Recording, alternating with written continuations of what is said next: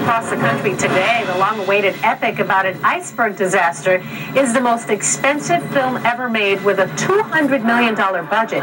It's expected to be the movie event of the year, though countless films and documentaries have been made to tell the story. Along with those films, there have been memorabilia of that tragic event, and in just 22 years old, B.J. Brower is already a Titanic historian. He has followed the story for the past 17 years, almost 18 years, and joins us this morning to share some of his knowledge. Good morning, B.J. Thank you for being with us. Well, thank you for being here too, Alicia. These are only some of the things you have. Yes, you ma'am. were telling me. These are all models. Did you build these yourself by any chance? Yes, ma'am. So what got you interested in the Titanic? 17 years and you're only 22. That means you started, what, at 5 years old being interested? Well, I went to see the movie Race the Titanic with my grandfather in the theater. And we sat in the front row. And the way that the movie starts off is that it shows pictures of the ship, both when it was being built and then leaving on the voyage. And from there, you know, looking up at a huge movie screen and looking at a very large ship, I kept asking my grandfather, you know, after the movie, was this real? You know, did this really happen? And he brought me the book A Night to Remember by Walter Lord.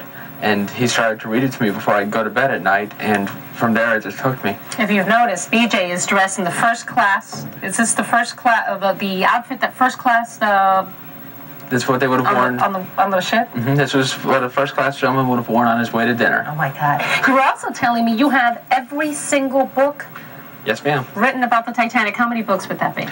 Oh, Lord. Last time I counted, close to maybe about 90 to 100, just for the United States. You've read all of them, I assume? Yes, ma'am. Can you show us one of the models and sure. Talk to us about it and how long, perhaps? This is the biggest one I would. Yeah. This is one that took me 4 years to build. It took about the same. 4 years?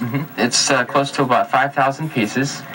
And it's actually, it took me about the same amount of time as it took for the real ship to be built. So I have just about the same amount of pride as the original builders. You're 22. At this age, I would assume you were in school, but you told me you're not. Are you planning to make a career out of this? Well, I hope to, yes. You know, I want to try to see if I could do like a paid lecture or just do this for public speaking. You've spoken to some of the survivors, actually. You've interviewed them. And in fact, one of them lives outside of Chicago. Her name is Mrs. Schumann. She's a very sweet little lady. Best way of describing her is that she's a very stereotypical grandmother.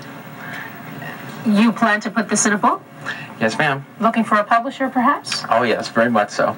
The book's already finished. The only thing I have to do now is just go over the last-minute details because I'm doing the illustrations myself. And you're lecturing tonight. Where is that? It's going to be at the Regal Cinema in Fort Lauderdale on Cypress Creek and Andrews Avenue.